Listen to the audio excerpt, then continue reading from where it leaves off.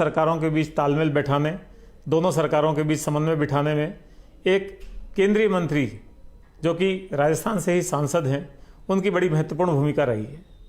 और वो महत्वपूर्ण भूमिका निभाने वाले केंद्रीय मंत्री हैं श्री गजेंद्र सिंह शेखावत, जो कि वर्तमान में केंद्र सरकार में जल शक्ति मंत्रालय का काम संभाल रहे हैं। प्यार से राजस्थान में उनको गज्जू बना भी कहते हैं। शेखावत साहब, आपका कीनोट कार्यक्रम में बहुत बहुत स्वागत है। धन्यवाद, बहुत सारा अभिनंदन। शेखावत साहब, जब से राजस्थान में विधानसभा चुनावों की सुगबुगाहट शुरू हुई थी तो मेरे देखने में आया कि आपकी भूमिका बहुत ही एक्टिव रही, और चाहे वो परिवर्तन यात्रा थी, चाहे वो चुनाव प्रचार संबंधी यात्राएं थी। एक सुबह आप चूरू होते थे, अगले दिन जो है आप उदयपुर होते थे, एक सुबह आप अजमेर होते थे, अगले दिन आप बीकानेर होते थे। तो इतनी यात्राएं आपने करी, और ख़ास तौर पे जो भी उम्मीदवार चुनाव लड़ रहे थे उनको हर तरह का सहयोग आपने मुहैया कराया। तो इस भूमिका को आप किस रूप में देखते हैं? देखिए, भारतीय जनता पार्टी के कार्यकर्ता होने के नाते और माननीय प्रधानमंत्री जी के आशीर्वाद से एक ऐसा दायित्व होने के नाते भारतीय जनता पार्टी के प्रत्येक कार्यकर्ता की जो जिम्मेदारी थी, उससे कहीं बढ़कर के जिम्मेदारी हम सभी दायित्ववान कार्यकर्ताओं की थी। और हमने कांग्रेस के कुराज को समाप्त कर राजस्थान की जनता को कुशासन से मुक्त कराने के लिए राजनीतिक क्षेत्र का कार्यकर्ता होने के नाते जो अपनी जिम्मेदारी थी, उसके निर्वहन के लिए परिश्रम करना, कठोर परिश्रम करना हम सब का कर्तव्य था, धर्म था।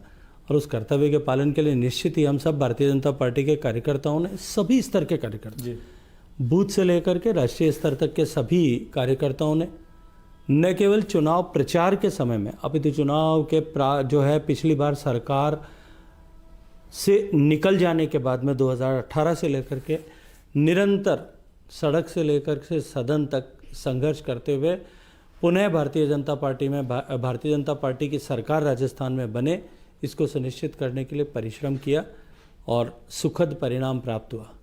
आपने कहा कि एक जुमला सुनाई देता है कि डबल इंजन की सरकार, ये जुमला नहीं है, हकीकत है। और हकीकत इस राजस्थान को बदलने के लिए, इस राजस्थान की तस्वीर और तकदीर को बदलने के लिए है।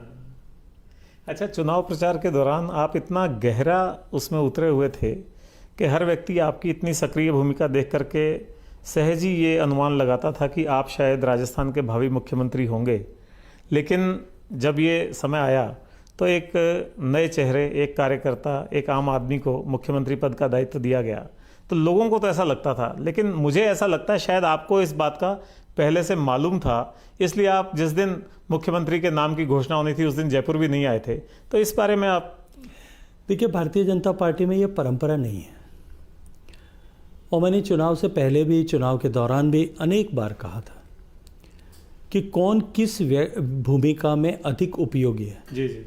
क्योंकि भारतीय जनता पार्टी का दर्शन देश प्रथम, दल द्वितीय और व्यक्ति अंत में।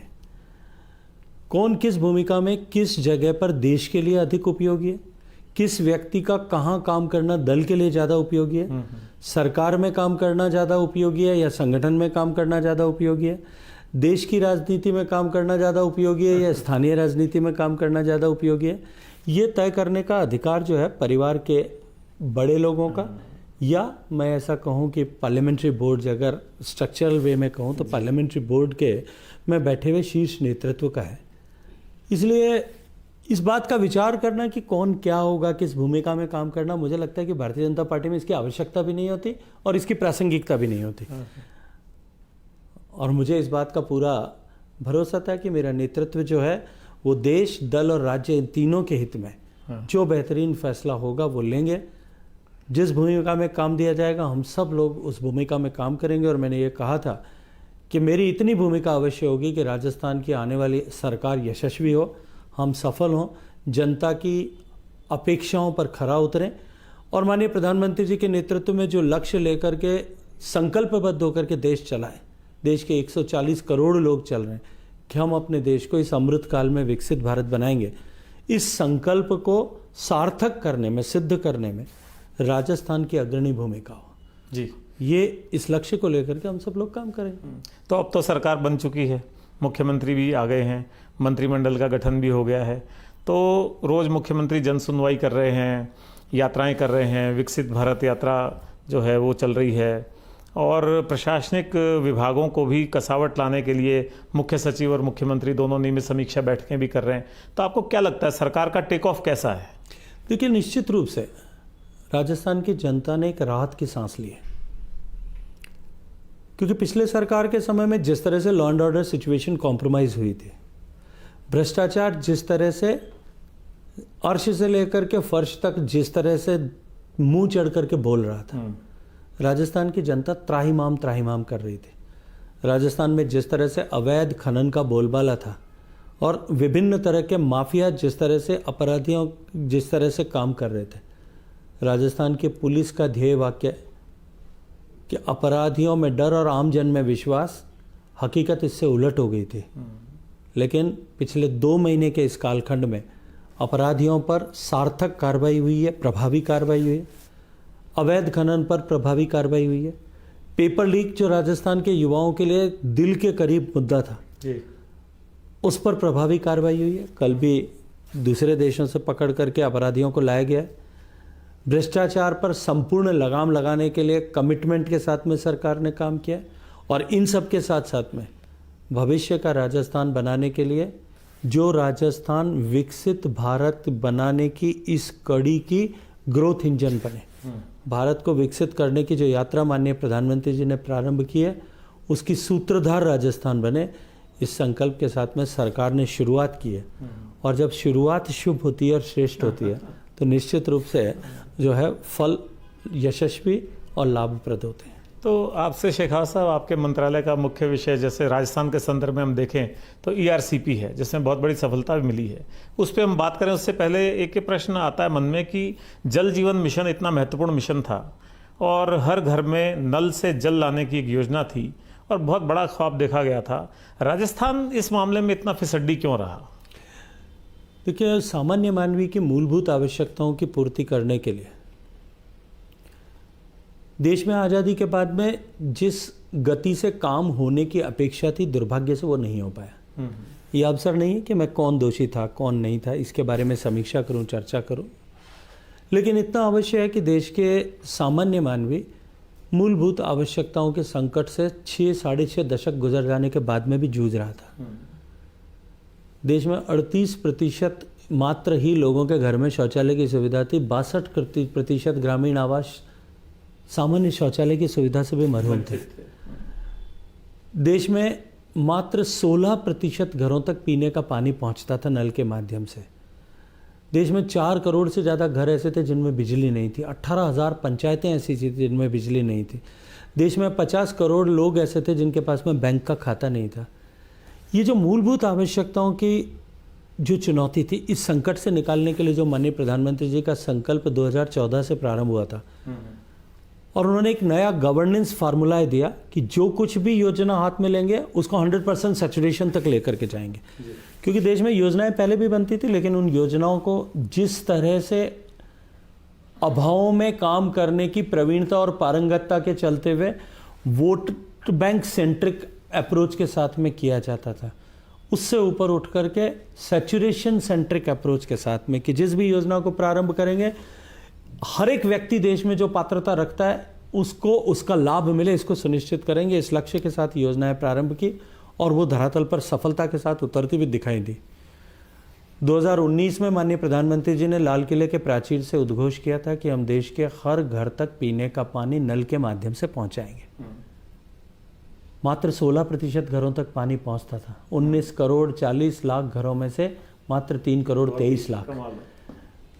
आज़ादी के बाद से 70-72 साल तक देश की सरकारों ने, प्रदेशों की सरकारों ने, स्थानीय सरकारों ने जो प्रयत्न किए थे, उन सब के बावजूद भी प्रधानमंत्री जी का ये संकल्प निश्चित रूप से एक मैमथ टास्क की तरह था कि आने वाले 5 साल में हम देश के हर घर तक पीने का पानी पहुंचाएंगे। और केवल नल पहुंचाना नहीं, नल से जल, उचित गुणवत्ता का जल, समुचित मात्रा में जल और नित्य नियमित निरंतर जल। इस लक्ष्य को लेकर के जब काम करना प्रारंभ किया, हम जानते हैं राज्यों का विषय संविधान प्रदत्त व्यवस्था के अनुरूप पानी होने के नाते उसके डिज़ाइन से लेकर के, इम्प्लीमेंटेशन से लेकर, ऑगमेंटेशन से लेकर के और ऑपरेशन एंड मेंटेनेंस तक सारी जिम्मेदारी राज्यों की थी। और देश में अलग अलग राज्यों की अलग अलग तरह की तैयारी थी, अलग अलग तरह की चुनौतियां थी, अलग अलग तरह की प्राथमिकताएं थी। उन सब राज्यों को एक साथ ऑन बोर्ड लेकर के देश में इस काम को प्रारंभ किया। और काम प्रारंभ होते ही हम सब जानते हैं 25 दिसंबर 2019 को 2019 में जब प्रधानमंत्री जी ने सुशासन दिवस के दिन गाइडलाइन जारी की थी, उस समय से काम प्रारंभ हुआ था। और 31 मार्च को तो जो है हमारे यहाँ लॉकडाउन इम्पोज हो गया था, 3 महीने के ठीक बाद में जी। और उसके बाद के 2 साल निश्चित रूप से भयावह थे, लेकिन फिर भी प्रधानमंत्री जी की ड्राइविंग फोर्स की ताकत थी कि हमारा काम रुका नहीं, थमा नहीं, हम निरंतर काम करते गए। और आज मैं गर्व के साथ में कह सकता हूं कि जो यात्रा हमने 16% या 3 करोड़ 23 लाख से प्रारंभ की थी, वो यात्रा आज लगभग 75% को छू रही है। 14 करोड़ 38 लाख घरों तक पानी पहुंचा है। राजस्थान में भी इसमें यानी 11 करोड़ घरों तक पानी पहुंचा है। 10 प्रदेश ऐसे हैं, जो 10 प्रदेश और केंद्र शासित प्रदेश ऐसे हैं जो 100% सैचुरेट हो गए हैं। बिहार जैसा प्रदेश, उत्तर प्रदेश जैसा प्रदेश, वो लगभग 80% के आंकड़े के पास में पहुंच गया है। हिमाचल से लेकर के मिजोरम तक ये सब प्रदेश 90% से ऊपर पहुंच गए। लेकिन दुर्भाग्य से राजस्थान में जो निवर्तमान सरकार थी, वो जिस तरह से, जिस गति से काम करने की आवश्यकता थी, वो नहीं कर पाई। कुछ भाई भतीजावाद की भेंट चढ़ा, कुछ भ्रष्टाचार की भेंट चढ़ा, अब सुधार होगा, कुछ पॉलिसी पैरालिसिस की भेंट चढ़ा। और दुर्भाग्य से राजस्थान परफॉर्मेंस की दृष्टि से नीचे से दूसरे प्रदेश बन गया। और आज देश में केवल 2 प्रदेश ऐसे हैं जो 50% से नीचे हैं, एक वेस्ट बंगाल और एक राजस्थान। झारखंड जैसा प्रदेश जिसने हमसे कहीं नीचे के स्तर से शुरू किया था, वो भी आज हमसे ऊपर है।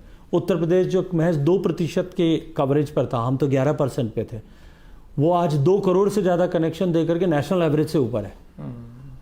लेकिन यह हमारा संकल्प है कि देश की हर घर तक पीने का पानी पहुंचे, हर महिला के सर से मटके का बोझ उतरे। राजस्थान भी इसमें पीछे नहीं रहेगा। हम संकल्प के साथ में इसको पूरा करेंगे, प्रधानमंत्री जी की इस गारंटी को पूरा करेंगे। ये देश और प्रदेश दोनों की सरकारों का, हम सभी का संयुक्त संकल्प है। बहुत ही अच्छा। इन दिनों आपकी पूरे देश में चर्चा है, ख़ास तौर पे राजस्थान में जिस ढंग से ERCP अब इम्प्लीमेंट होने जा रहा है, उसको लेकर के बहुत ही आपकी प्रशंसा का भाव है पूरे देश में। जो मुद्दा बरसों से अटका हुआ था मध्य प्रदेश और राजस्थान के बीच में, और पिछले विधानसभा चुनाव में तो मुद्दा इतना गर्मा गया था कि गहलोत सरकार को ये कहना पड़ा कि केंद्र सरकार जानबूझकर इस योजना को लागू नहीं करना चाहती है और राज्य खुद अपने संसाधनों से इस योजना को लागू करेगा। तो ये हालात बन गए थे। तो इस योजना को जो इतने समय से अटकी हुई थी, इतनी राजनीतिक विवाद की चीज़ थी, आपने 7 घंटे में कैसे सुलझा दिया इसको? देखिए, ऐसा नहीं है कि 7 घंटे में कोई चीज़ सुलझ सकती है। Eastern Rajasthan canal project Vasundhara ji की सरकार के समय में 2017 में उन्होंने कंसीव किया था। 2017 के अंत में, नवंबर 2017 में इसका DPR बनाने का टास्क जो है तत्कालीन जल संसाधन मंत्रालय के तहत काम करने वाले वेबकॉस को दिया गया था। 1 साल के डेलिब्रेशन के बाद उन्होंने DPR बनाई थी और राजस्थान सरकार के आग्रह पर 50% डिपेंडेबिलिटी पर बनाई थी। 2017 के अंत में जाते जाते वो वहाँ पहुँची थी भारत सरकार में।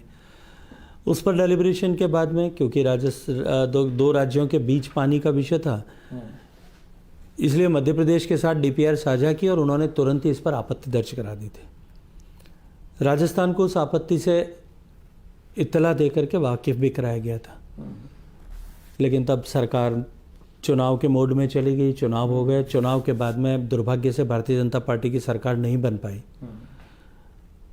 और अशोक गहलोत साहब की सरकार ने उस परियोजना को, जो परियोजना 2 लाख से ज़्यादा नई हेक्टेयर सिंचाई की जमीन थी, 61,000 कहते हैं, 80,000 हेक्टेयर के स्टेबलाइजेशन के लिए योजना थी, जो 3-3.5 करोड़ लोगों के पेयजल की गारंटी देने वाली योजना थी, उसको वोट बैंक की राजनीति का गोटी बनाने का प्रयास किया।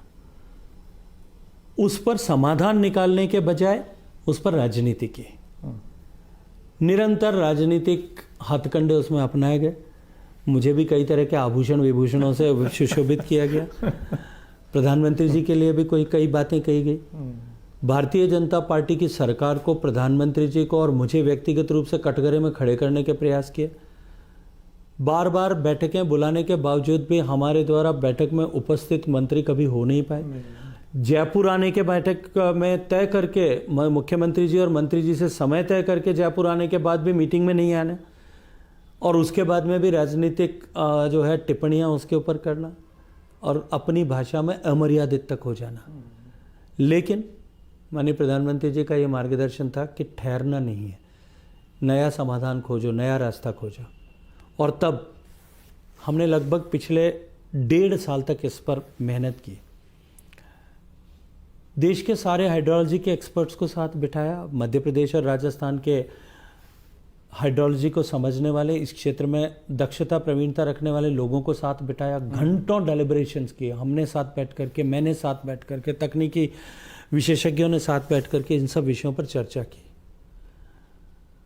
और तब एक मार्ग निकला कि जो पुराना पार्वती कालीसिंध चंबल लिंक था, जो अटल जी के सपने नदियों को जोड़ने के साथ में जुड़ा था और नेशनल पर्सपेक्टिव प्लान में उसे आइडेंटिफाई किया था, लेकिन दोनों राज्यों ने उसको ड्रॉप कर दिया था।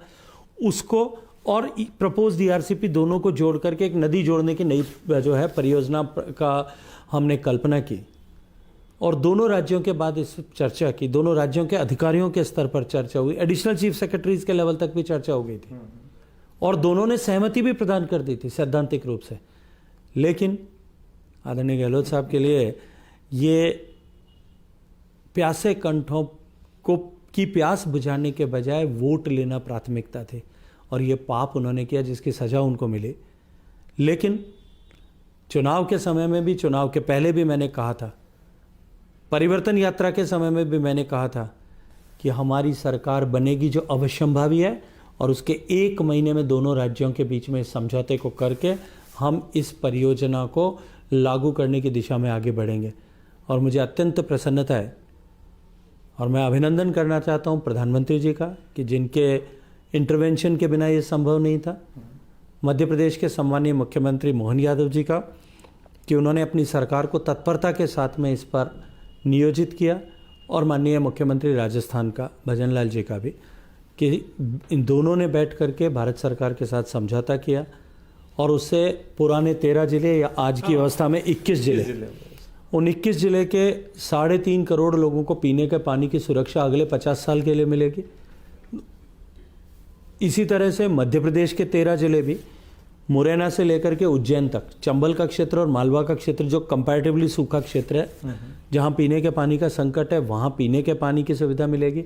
2 लाख हेक्टेयर सिंचाई मध्य प्रदेश में होगी, 2,80,000 हेक्टेयर सिंचाई राजस्थान में होगी, और इनके चलते हुए राजस्थान के इन 21 जिलों की तकदीर और तस्वीर बदल जाएगी।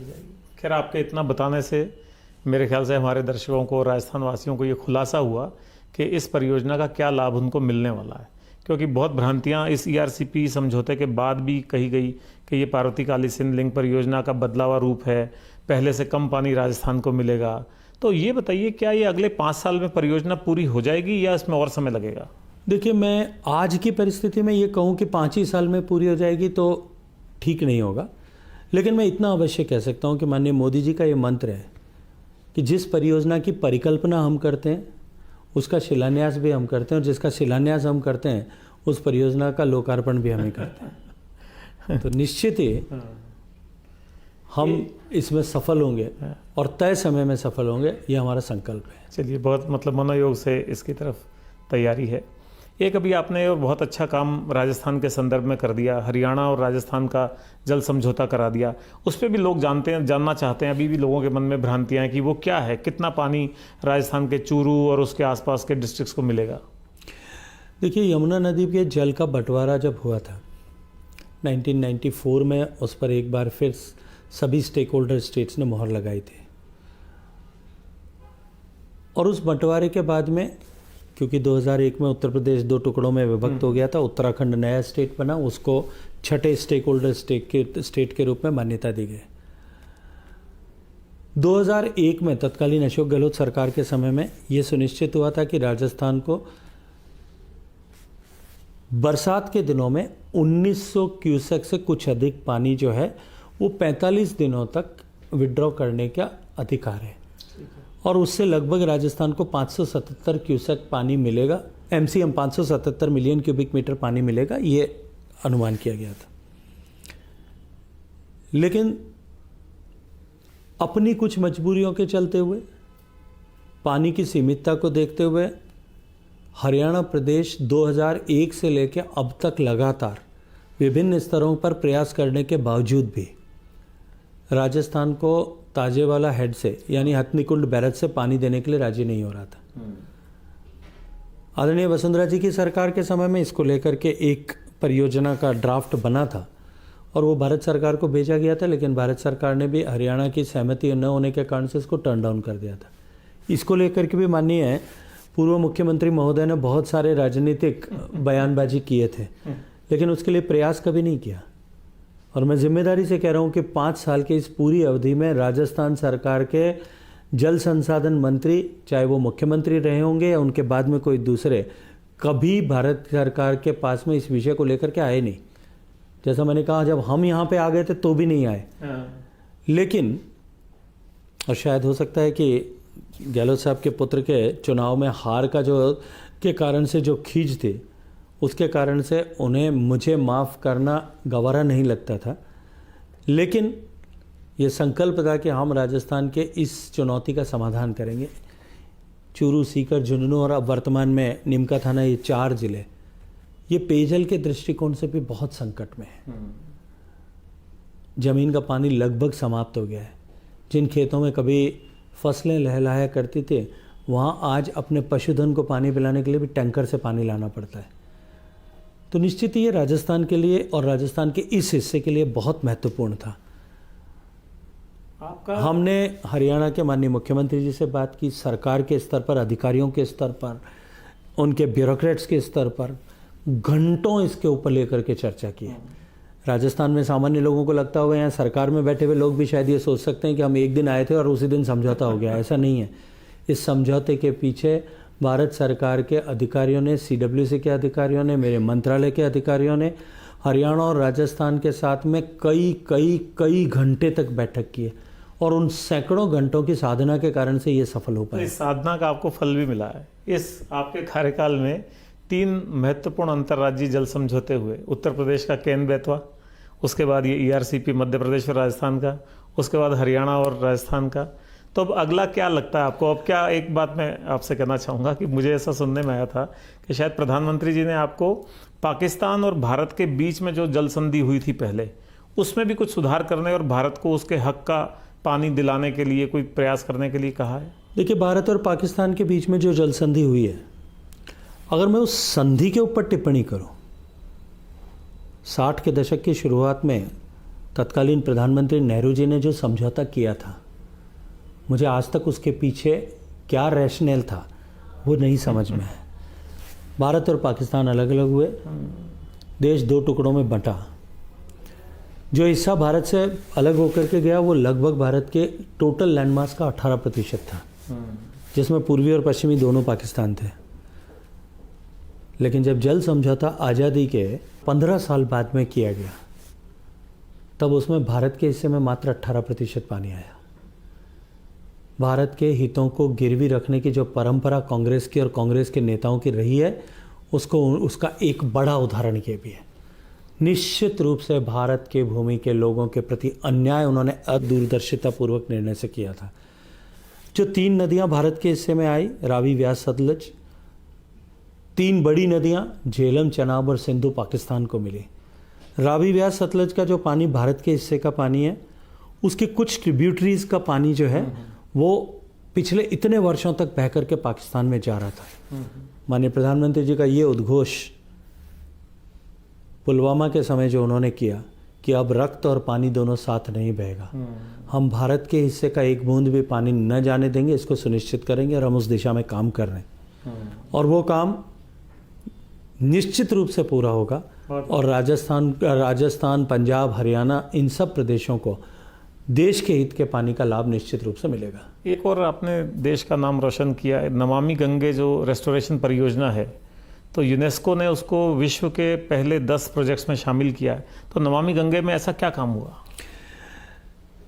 देखिए, गंगा हम सब लोगों के लिए आस्था का विषय तो है ही, श्रद्धा का विषय भी है, लेकिन इसके साथ साथ में जैसा माननीय प्रधानमंत्री जी कहते हैं कि देश के 40% भूभाग, क्योंकि जब मैं गंगा की बात करता हूँ या प्रधानमंत्री जी जब गंगा की चर्चा करते हैं तो गंगा का मतलब पूरा गंगा बेसिन, सारी सहायक नदियों सहित, और देश के लगभग 40 करोड़ से ज़्यादा लोगों के आजीविका का आधार भी गंगा है, उनके जीवन का आधार भी गंगा है।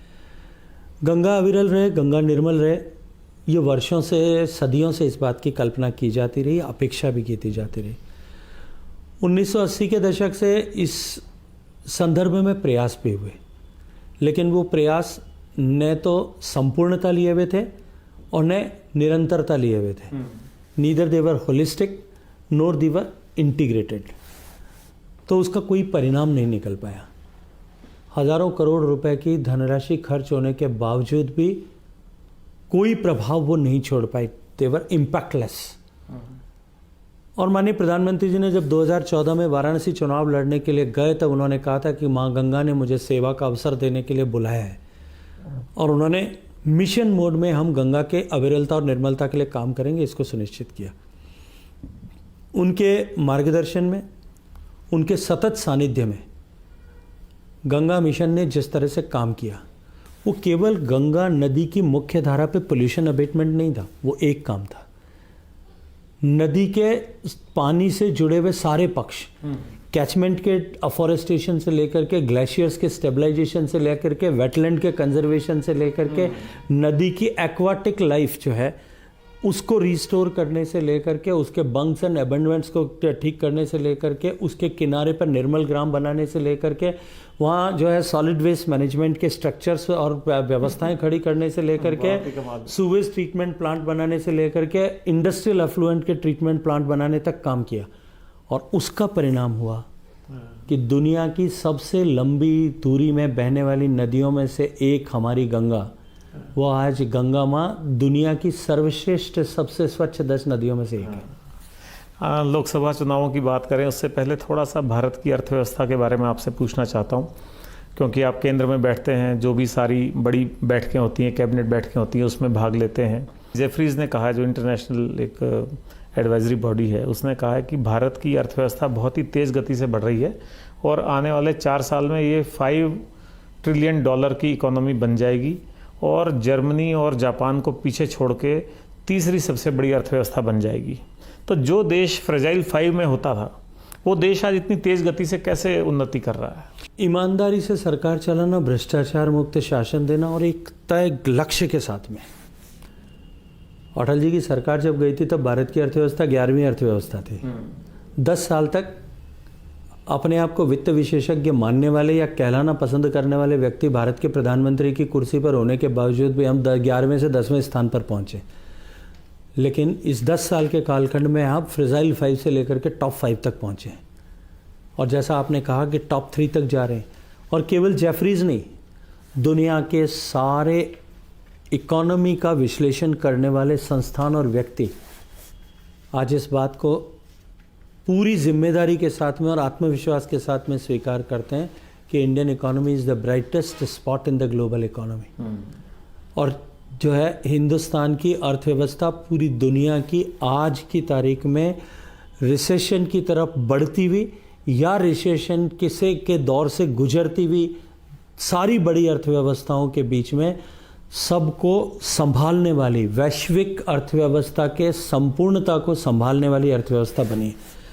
और ये हो पाया माननीय प्रधानमंत्री जी के सतत प्रयास, साहसिक फैसलों और देश को आत्मनिर्भर बनाने के संकल्प से जुड़े हुए निर्णयों, देश को मैन्युफैक्चरिंग हब बनाने से जुड़े हुए निर्णयों, देश में लघु, कुटीर और मध्यम उद्योग के पक्ष में फैसले करके उनको निर्यात ओरिएंटेड बनाने के माध्यम से, जैम ट्रीटी के माध्यम से देश में छोटे छोटे कुटीर उद्योगों को और मध्यम वर्गीय उद्योगों को प्रोत्साहन देने के माध्यम से, और पारदर्शिता पूर्वक निर्णय, कंसिस्टेंसी के साथ में इकोनॉमी ऑफ पॉलिसीज़ को जो है वो चलाने के चलते हुए कोविड के बाद में आई हुई चुनौती को एक अवसर के रूप में लेते के साथ आत्मनिर्भर भारत पैकेज घोषित करके उस दिशा में तेज गति के साथ काम करने के चलते हुए आज हम इस मुकाम पर पहुँचे हैं कि पूरा विश्व इस बात को स्वीकार कर रहा है कि भारत 5 ट्रिलियन और 5 के बाद 10 ट्रिलियन इस मार्ग पर चल पड़ा है। और कहते हैं 2030 तक 10 ट्रिलियन और प्रधानमंत्री जी का ये संकल्प कि 2047 तक हम विकसित देश बनेंगे। दुनिया के बहुत सारे आर्थिक जगत की समीक्षा करने वाले लोग ये कहने लगे हैं कि वो समय आएगा तब तक भारत दुनिया की टॉप 3 से लेकर के टॉप फर्स्ट इकोनॉमी तक जाने के मार्ग पर चल पड़ा होगा। तो ये जो भारत का सिनेरियो है, इस सारे सिनेरियो में आपने जैसा कहा कि मोदी सरकार का बहुत बड़ा महत्वपूर्ण रोल है इस अर्थव्यवस्था को इस रूप में लाने के लिए, और इसके साथ ही ये राम मंदिर और ऐसे दूसरे इश्यूज, चाहे वो कश्मीर के धारा 370 वाले हों या और दूसरे इस तरह के जितने भी महत्वपूर्ण फैसले हैं, उन सबको देख के जो अभी बातें चल रही हैं, आपको लगता है बीजेपी इस बार लोकसभा में 400 प्लस पे जाएगी? देखिए, 2014 का माननीय प्रधानमंत्री जी का चुनाव, भारतीय जनता पार्टी का चुनाव, देश की जनता ने उस समय के 10 साल की कालखंड में जो निराशा देश में जन्मी थी, उस निराशा को दूर करने के लिए आशा के केंद्र के रूप में, आशा की किरण के रूप में नरेंद्र मोदी जी और भारतीय जनता पार्टी को विकल्प मानते हुए उस चुनाव का निर्णय किया था और 30 साल बाद ऐतिहासिक बहुमत, संपूर्ण बहुमत की सरकार बनाने का अवसर दिया था। 5 साल के बाद 2009 का चुनाव जो है, वो जिस विश्वास के, जिस आशा के साथ में 2014 में मतदान किया था, उसके विश्वास में परिणत होने का चुनाव था। देश सुरक्षित हाथों में है, देश ईमानदार हाथों में है और निश्चित रूप से देश आगे बढ़ रहा है। लोगों का ये भरोसा और विश्वास था, इसलिए पहले से ज़्यादा मत, पहले से ज़्यादा प्रतिशत और पहले से ज़्यादा सीटें देकर के देश की जनता ने दूसरी बार हमें सौभाग्यपूर्ण अवसर दिया, माननीय प्रधानमंत्री जी को प्रधानमंत्री बनने का अवसर प्रदान किया। अब तीसरी बार देश की जनता भरोसे पर मतदान करने वाली है। मोदी और यदि मुझे ये कहा जाए कि माननीय मोदी जी के 10 साल के इस कालखंड को आप एक वाक्य में पिरोएं, तो मैं कहूँगा कि देश की जनता के मन में जो निराशा के काले बादल थे, उनको छांट करके देश की जनता को एक नए आत्मविश्वास से लबरेज करके भारत को विकसित होने की दिशा में आगे बढ़ाने का जो कालखंड, ये 10 साल का कालखंड है और देश की जनता अब निश्चित रूप से इसके प्रतिसाद के रूप में एक बार फिर आत्मविश्वास के साथ में मोदी जी को और अधिक प्रचंड बहुमत के साथ में सरकार बनाने का आशीर्वाद देने वाले। तो इसका मतलब आपको लगता है राजस्थान में भी तीसरी बार ये हैट्रिक होगी और तीसरी बार 25 की 25 सीटें आपको आएंगी? निश्चित रूप से मैं दीवार पे लिखा हुआ पढ़ सकता हूँ कि राजस्थान में 25 सीटें आएंगी और एनडीए 400 से ज़्यादा सीटें लेकर के आएगी। क्या बात है। भारतीय जनता पार्टी को अकेले दम पर अब की बार 370 सीटें मिलेंगी। हाँ, तो इस बार भी जैसा विधानसभा के दौरान देखने में आया था कि कई सीटें कटी, कई नए चेहरे लाए गए, तो लोकसभा चुनाव में भी जो सीटें बटेंगी उसमें भी ऐसा ही कोई फॉर्मूला रखेंगे? देखिए, स्वाभाविक प्रक्रिया है और नित्यता के साथ साथ में नवीनता बनी रहे, कार्यकर्ताओं को अवसर मिलता रहे। और मुझे लगता है कि जब से राजस्थान में हमारे नए मुख्यमंत्री नियुक्त हुए, ये सब प्रश्न तो गौण हो गए। भारतीय जनता पार्टी अप्रत्याशित निर्णयों के लिए माननीय नरेंद्र मोदी जी के नेतृत्व में और आदरणीय अमित शाह जी के मार्गदर्शन में पहचानी जाती है, जानी जाती है। देखते जाइए, चौंकाने वाले निर्णय होंगे, चौंकाने वाले फैसले होंगे। आप खुद कहाँ से चुनाव लड़ेंगे? कई बार बात आती है आप जयपुर ग्रामीण से लड़ेंगे, कभी कहते हैं राजसमंद से लड़ेंगे और कुछ लोग कहते हैं आप पुरानी सीट जोधपुर से ही लड़ेंगे। देखिए, वैसे तो जैसा मैंने प्रारंभिक टिप्पणी में कहा था कि ये तय करना पार्टी के नेतृत्व का फैसला है, लेकिन यदि मेरी राय पूछी जाए तो मैं जोधपुर में ही चुनाव लड़ूंगा, जोधपुर छोड़ करके कहीं नहीं जाने वाला हूँ। तो ये जो राजस्थान के लोकसभा चुनाव हैं, इसके बाद भी और इससे पहले भी, चूंकि यहाँ पे अब डबल इंजन की सरकार है, तो राजस्थान में विकास का फोकस किस तरफ रहेगा? क्या ये इंफ्रास्ट्रक्चर की तरफ रहेगा, उद्योगों की तरफ रहेगा, एग्रीकल्चर की तरफ रहेगा, या और कोई विषय होंगे? फोकस कहाँ रहेगा? देखिए, जब किसी देश को विकसित करने की दिशा में देश आगे बढ़ता है तो फोकस किसी एक चीज़ पर नहीं होता, फोकस विकसित करने की दिशा में। और ये जितने आपने विषय बताएं या इस श्रृंखला को और लंबा किया जा सकता है, ये सब उसके डिफरेंट वर्टिकल्स और एस्पेक्ट्स हैं, इन सब पर काम होगा। और जब भारत विकसित होने की दिशा में आगे बढ़ रहा है देश विस्मृत है, चकित है पिछले 10 साल में जो इंफ्रास्ट्रक्चर डेवलपमेंट हुआ है, चाहे सड़कों का, चाहे एयरपोर्ट्स का, चाहे हाईवेज़ का, चाहे हाईवेज़ का, चाहे रेलवेज़ का। लेकिन मैं जिम्मेदारी से एक बात कहता हूँ कि विकसित भारत जो 2047 का होगा, उसके परिप्रेक्ष्य में अभी तक जो काम हमने किया है वो कुछ उंगली पे गिने जा सकने वाले प्रतिशत उतना ही है। अभी इससे कई कई कई गुना जो है इंफ्रास्ट्रक्चर पर काम देश में निश्चित रूप से होने वाला है।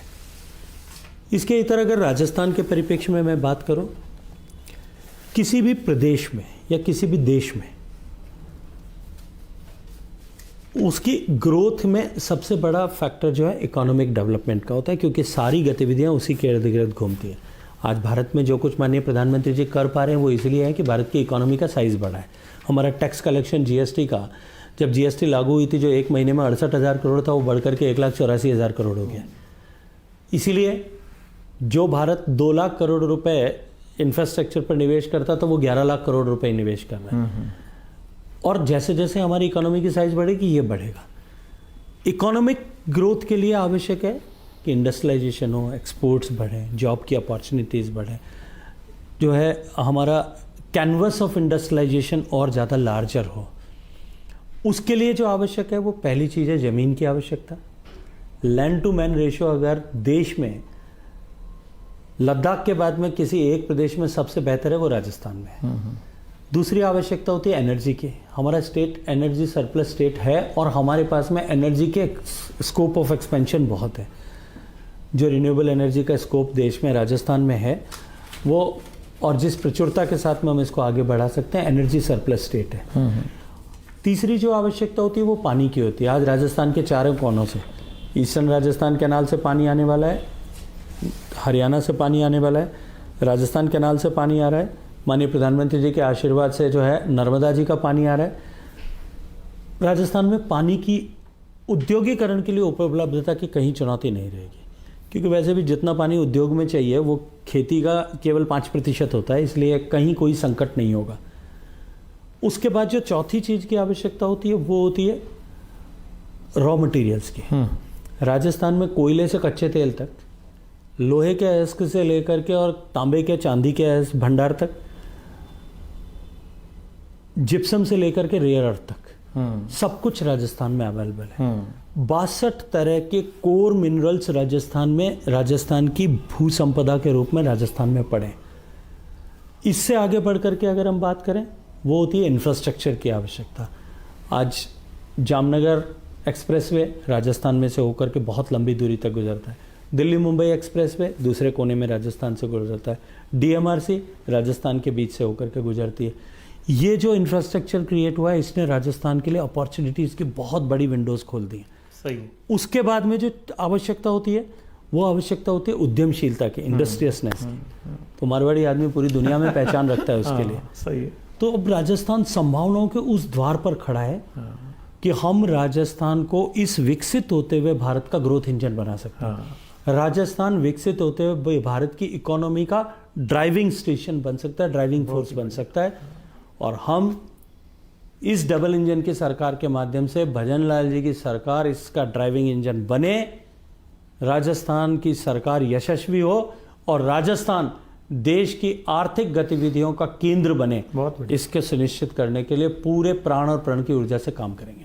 अब आपसे आखिर में 2 सवाल, बहुत ही व्यक्तिगत जैसे आप कह सकते हैं। तो आप फिर संभावना ऐसी है कि जोधपुर से चुनाव लड़ेंगे, तो गहलोत साहब और आपके बीच में जो भी बातें चली वो मानहानि प्रकरण तक भी पहुंची। तो जो पीछे शपथ ग्रहण कार्यक्रम था, उस दिन आपके और गहलोत साहब के बीच में जो बातचीत हुई, उसको देख करके लोगों को एक अंदाज़ा लगने लगा कि शायद कुछ हालात बदले हैं और शायद कोई आपस में समझौता या दोस्ती की तरफ कोई बात चल रही है। ऐसा कुछ है क्या सर? देखिए, मैं ये मानता हूँ कि राजनीतिक पेडेस्टल पर हम आमने सामने खड़े हो सकते हैं, लेकिन उसमें लोकतांत्रिक व्यवस्था में व्यक्तिगत वैमनस्य का गुंजाइश नहीं होती। और इस देश के परिपक्व होते लोकतंत्र, क्योंकि अब लोकतंत्र भी 75 साल का हो गया है, परिपक्व होते लोकतंत्र में सैकड़ों ऐसे उदाहरण खोजे जा सकते हैं जहां राजनीतिक मतभेद के होते हुए भी लोगों ने देश के लिए, प्रदेश के लिए एक पेडेस्टल पर आकर के बात की है। हमारे व्यक्तिगत विरोध हो सकते हैं, जो है विभेद हो सकते हैं, मतभेद हो सकते हैं उनके मन में, मेरे मन में तो नहीं है, लेकिन हार के कारण से स्वाभाविक खींच उनके मन में हो सकती है। जोधपुर को लेकर के भी और मुझे लेकर के भी, भारतीय जनता पार्टी को लेकर के, स्वयं राष्ट्रीय स्वयंसेवक संघ को लेकर के भी, जो उन्होंने अनेक बार शब्दों में इजहार की। लेकिन मैं ये मानता हूँ कि ये इसकी कहीं कोई गुंजाइश भी नहीं है और आवश्यकता भी नहीं है। और उस मंच पे जब माननीय गहलोत साहब आए थे तब मेरे मन में, मैं पहले से वहाँ था, कुछ मुख्यमंत्री थे, भारतीय जनता पार्टी के कई नेता मंच पर थे, मेरे मन में ये भाव था, वो जब आकर के बैठे और अकेले बैठे थे तो मेरे मन में ये भाव था कि वो उस मंच पर एकमात्र मेहमान है। हम सब तो भारतीय जनता पार्टी परिवार के सदस्य थे, चाहे किसी भी भूमिका में होंगे, सही, कहीं भी होंगे, लेकिन उस परिवार का हिस्सा थे, वो एकमात्र मेहमान थे। और मेहमान भगवान होता है, ये हमारी संस्कृति ने हमको सिखाया, इसलिए मैंने बैठकर उनसे बड़े प्रेम से बात की थी। वो मेरे घर में, मेरे मंच पर आए हुए थे।